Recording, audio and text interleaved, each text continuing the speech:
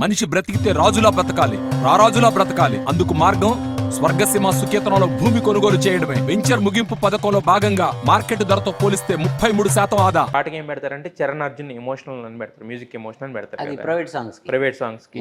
మరి ఇప్పుడు మొన్న మరి చంద్రబాబు నాయుడు గారు అరెస్ట్ అవడం ఇలాంటి పరిణామాలన్నీ జరిగినాయి కదా, మరి అప్పుడు ఏమన్నా ఎమోషనల్ ఏమి రాలేదా మరి మీకు? అదే ఇప్పుడు అలాంటి పాట చేయాలన్నప్పుడు మనం ఆయనని అరెస్ట్ చేసిన వాళ్ళని మనం అదో ఇదో అనాలి కదా.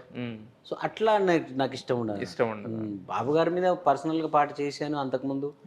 అవును, అంతకుముందు కథాగానాలు చేశాను, అయిపోయింది.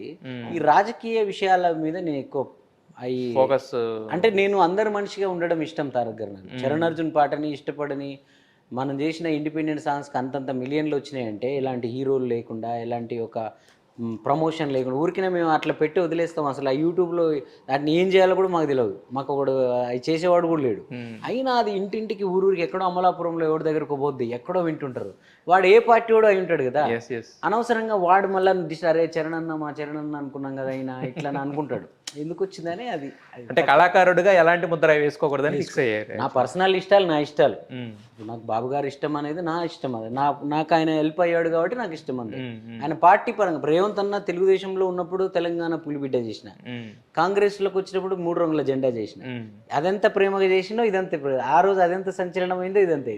అక్కడ పార్టీ కాదు, మనిషి అంతే. ఇప్పుడు రేవంత్ అన్న రేపు ఎక్కడున్నా చేస్తా, ఆయన పదవుల్లో ఉన్నా లేకున్నా, రాజకీయాల్లో ఉన్నా లేకున్నా నన్ను అర్ధరాత్రి పిలిచిన పోతా. పర్సనల్ గా కనెక్ట్ అనేది నన్ను నా కళ్ళు చూసి నా బాధ చూసి నీకు పెద్ద సినిమాలు ఎందుకు రావట్లేవు నేను చెప్పాలా ఒకరికని నేను అడక్క ముందే అన్నాడు రేవంత్ అన్న. సో దానికి ఎంత వెలగడతాం మనం. అప్పటికి ఆయన ముఖ్యమంత్రి కూడా కాలేదు. ముఖ్యమంత్రి అయిన ఇప్పుడేమంటాడో తెలియదు. ఇంకా అంటే ఆయన ముఖ్యమంత్రి అయినా కానీ నాకైతే నా గుండెల్లో బరువంతా దిగిపోయింది. నాకు ముఖ్యమంత్రి ఉన్నాడు అని ఒక ధైర్యం వచ్చేసింది.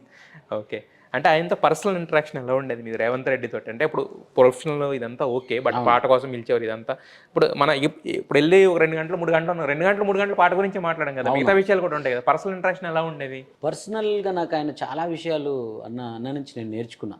అంటే పట్టుబట్టి నేను కూడా ఎందుకన్నా ఏంది గొడవ, ఎందుకన్నా కాంప్రమైజ్ అయిపోతుంది ఇక మనకి ఎందుకు వచ్చింది అంత పెద్ద శిఖరాలతో పోటీ పడ్డం ఎందుకని నేను సలహాలు ఇచ్చినవి కూడా ఉన్నాయి ఆయనకి.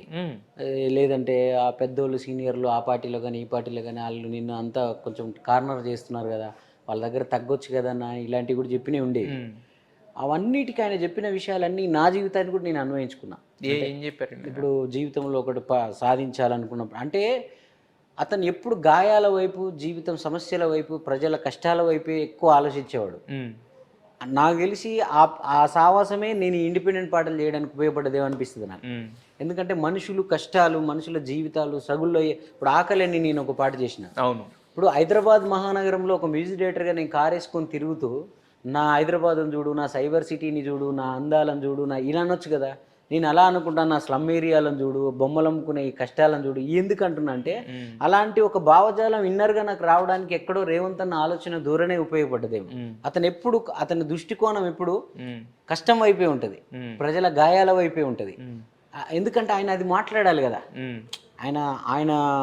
ఆయన పోరాటంలో భాగంగా ఆయన మాట్లాడడం కోసం ఆయన ఎప్పుడు ఇటువైపే చూసేవాడు, పరిపాలన వైపు, పాలన వైపు, లేకపోతే ఆ అధికారం నుంచి వచ్చే దర్పాల వైపు అన్నట్టు లీడ్ ఆయన. సో అది నాకు బాగా ఇష్టం.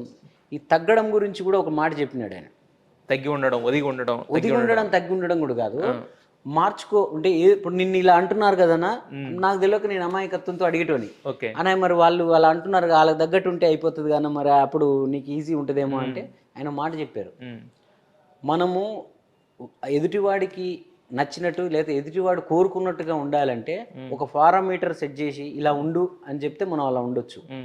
కానీ వాడి కోసం మనం ఇలా ఉంటే వాడు రేపు ఇంకా వాడు మనల్ని దిగదార్చడానికి ట్రై చేస్తాడు, ఇంకా వాడు ఇంకోటి కోరుకుంటాడు.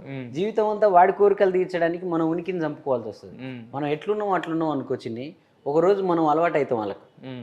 ఆడికి అలవాటు అయ్యేదాకా మనం ఓపికగా వెయిట్ చేయాలి అంతే. ఇప్పుడు నేను కూడా మనం రాగానే నచ్చం, మనం నచ్చి మనం ఏంటో అర్థం చేసుకుని మనం నచ్చే వరకు వెయిట్ చేయాలి. ఇప్పుడు నన్ను రకరకాల ముద్రలు వేసి అసలు ఇంకా నాకు కెరీరే లేకుండా లేని పరిస్థితులు కూడా క్రియేట్ అయినాయి ఇక్కడ. నేను అవన్నీ దాటుకుంటూ మళ్ళీ యూట్యూబ్ను అడ్డం పెట్టుకొని మళ్ళీ నా పాట ద్వారా నేను ట్రెండింగ్లోకి వచ్చి నిలబడ్డాను ఈరోజు. ఇప్పుడు నేను ఆ రోజు నాకు ఏదైతే నెగిటివ్ అన్నారో గుణాలు, ఏదైతే ఇష్టానికి మాట్లాడతాడు, ఉన్నట్టు మాట్లాడతాడు, ఇట్లా ఎప్పుడు సరిగా మనుషులను పట్టించుకోడు, ఏదో పనిలో ఉంటాడే, ఇవన్నీ ఆ రోజు నెగిటివ్ అయినవే ఈరోజు అలవాటు అయినాయి. ఈరోజు అవి పాజిటివ్ అయినవని నేను అంటలేను. Yes, yes. ఓ చరణ్ ఇంతే అబ్బా, చరణ్